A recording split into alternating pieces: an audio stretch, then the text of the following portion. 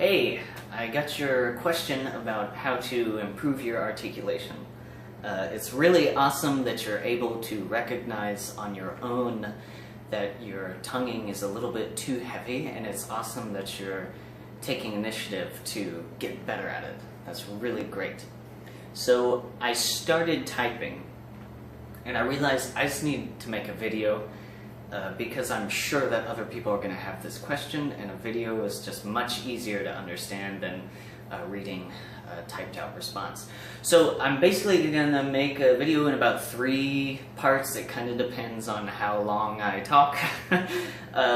But today I'm going to really define, I'm going to fully break down the concept of articulation, and then really talk about the relationship between the air and the tongue.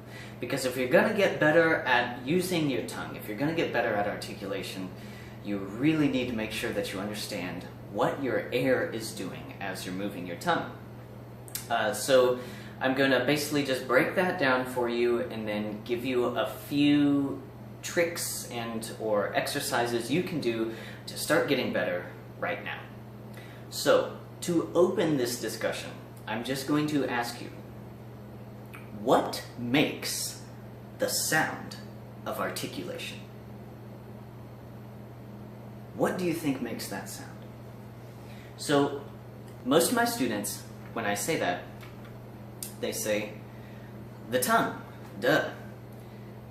Well, this is what happens when I use only my tongue to try to make the sound of articulation.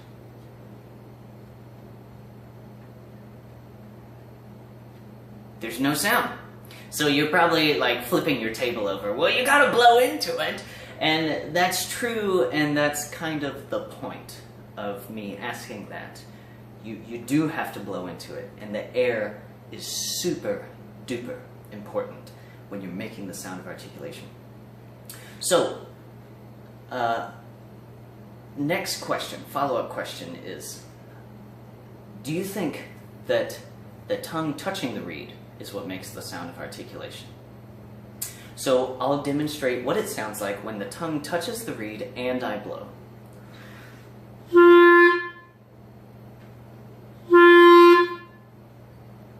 There's still not the sound of articulation yet.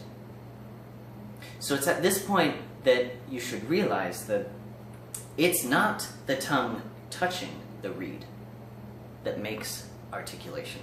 It's the tongue coming away from the reed. So what's actually happening when the tongue is coming away from the reed? Well, what's happening is there is a rush of air.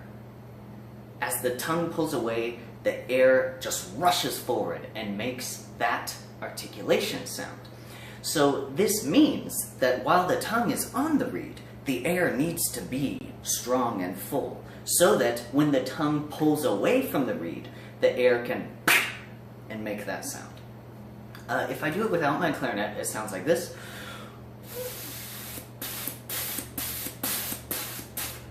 See if you can try that with me. You hear how there's like a, and the air is like a, that's what makes that sound. Here's what it sounds like on the clarinet.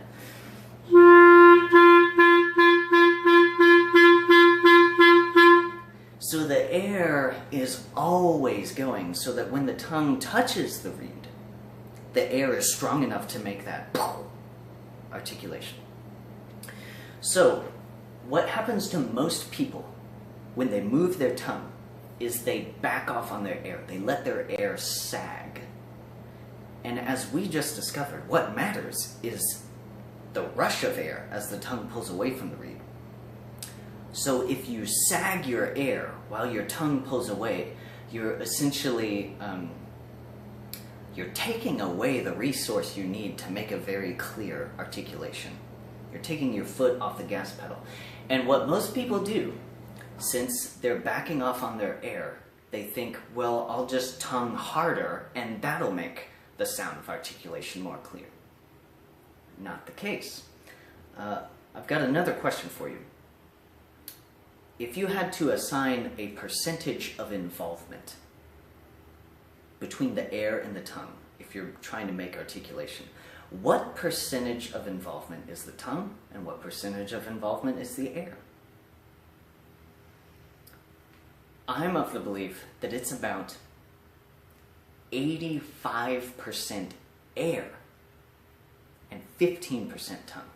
Did you know that you can actually make the sound of articulation without moving your tongue at all?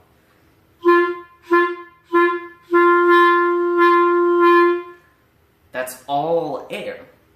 And so when the air works together with the tongue, and the tongue is just barely involved, it's just sort of tapping the reed. That's all it's doing. What matters is the air.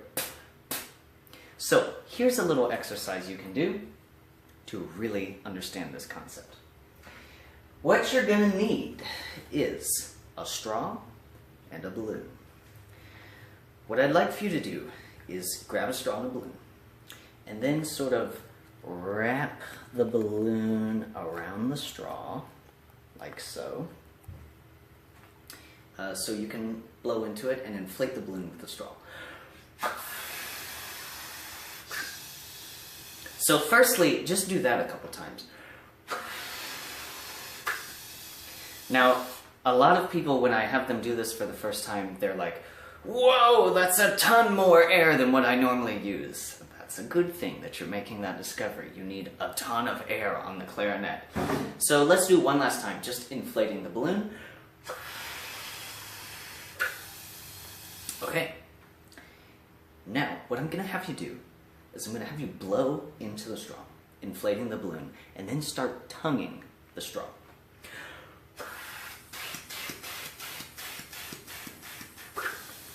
Now watch the balloon closely as I do this again. Is the balloon inflating or deflating as I'm tonguing the straw? You'll notice with mine, the balloon is constantly inflating. So, if you are doing this at home and your balloon does this, that means that as you're moving your tongue, you're backing off on your air. Because the only way to keep the balloon inflating is by having the air going all the time. So if you're doing this at home and your balloon is deflating, that means you're stopping your air or sagging your air when you should be going with the air. So if that's happening to you, just try blowing into it one more time. And get yourself to the point where you can always inflate the balloon, even when moving your tongue. Okay, once you're at that point where you're inflating the balloon when you're moving your tongue, grab your clarinet and simply do the exact same thing on an open G.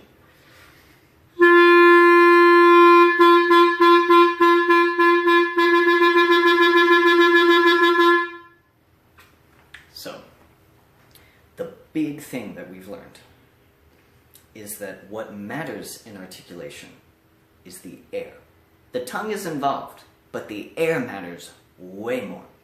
So as you're going to improve your articulation, step one is making sure that your air is always going. Never allow your air to sag just because you're moving your tongue, or your fingers for that matter.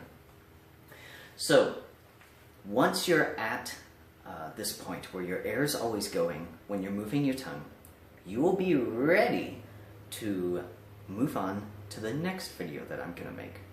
And the next video is going to really explain what part of your tongue should be touching the reed and where it should be touching. So, quick review here.